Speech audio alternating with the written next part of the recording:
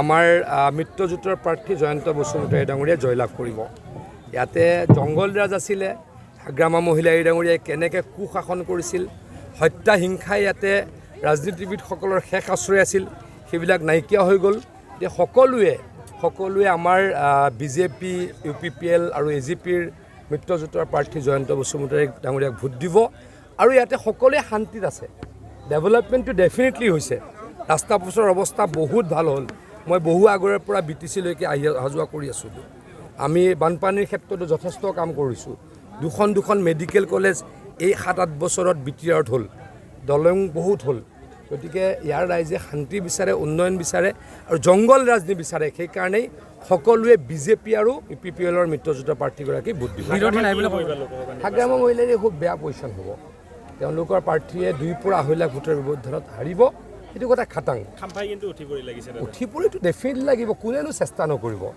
পানীত যেতিয়া মানুহ এগৰাকী পৰে, যাতে পানীত ডুবি নাযায়, মানুহজনেতো কষ্ট কৰিবই উঠি আহিবলৈ ন। সফল হ'ব নোৱাৰে। বিৰোধীটো নাই ক'বলৈ গ'লে।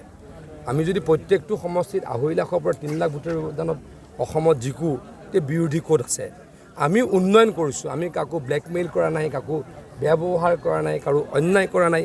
আৰু অসমৰ ডেভেলপমেণ্ট হৈছে। মই প্ৰত্যেকখন মিটিঙতে কওঁ যে কংগ্ৰেছে যেতিয়া 60 বছৰ অসম চলাইছিল, অসমত 6খন মেডিকেল কলেজ আছিল। এতিয়া 18খন মেডিকেল কলেজ হ'ল। কংগ্ৰেছে যেতিয়া 60 বছৰ ভাৰতবৰ্ষ চলাইছিল, ভাৰতবৰ্ষত এয়াৰপৰ্ট আছিলে 74টা। 10 বছৰত নৰেন্দ্ৰ মোদী ডাঙৰীয়াই এয়াৰপৰ্ট বনালে 75টা।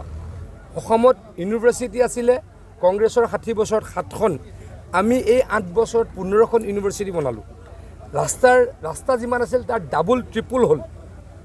আজি কংগ্ৰেছৰ দিনৰ 75,000 টকাৰ ঘৰ আছিল, তাকো BDOয়ে খাইছিল, তাকো JEয়ে খাইছিল, ঠিকাদাৰে খাইছিল, MLA খাইছিল, পঞ্চায়ত প্ৰেচিডেণ্টে খাইছিল। এতিয়া সেই ঘৰ 1.5 লাখ টকা হ'ল। এতিয়া কোনো খাব নোৱাৰে। গৃহস্থই ঘৰটো বনোৱা হ'ল। এই বৃহৎ পৰিৱৰ্তন। কংগ্ৰেছে ৰাইজক চাউল বিক্ৰী কৰিছিল, আমি বিনামূলীয়া চাউল দিওঁ। অৰুণোদয়ৰ কথাটো নকলোৱেই। 1 লাখ ল'ৰা ছোৱালীক চাকৰি দিলোঁ, কোনোৱে ক'ব নোৱাৰে ক'ৰবাত এটা টকাৰ দুৰ্নীতি হ'ল। গতিকে এইকাৰণেই ডেফিনেটলি BJP আৰু BJPৰ মিত্ৰ শক্তিক অসমৰ ৰাইজে, ভাৰতবৰ্ষৰ ৰাইজে ভোট দিব। ধুবুৰী আৰু বৰপেটাত কি হ'ব? বৰপেটাত ডেফিনেটলি জিকিম আৰু ধুবুৰীত আমি টাফ ফাইটত আছোঁ। বৰপেটাত আমি ডেফিনেটলি জিকিম। ফণীভূষণ চৌধুৰী ডাঙৰীয়া কেইবালাখো ভোটৰ ব্যৱধানত জিকিব। আৰু ধুবুৰীত আমি অলপ ভাল ফাইটত আছোঁ, টাফ ফাইটত আছোঁ। মুঠতে হ'ব। চাওক, এটা বস্তু চাওক, নৰেন্দ্ৰ মোদী ডাঙৰীয়া যেতিয়া প্ৰধানমন্ত্ৰী হৈছিলে 14 চনত, তেতিয়া 274টা সমষ্টিত জিকিছিল। 19 চনত জিকিলে 303টা সমষ্টিত। BJP অকলে কৈছোঁ, NDA বেছি। আৰু এইবাৰ কৈছে 300ৰ আশে-পাশে।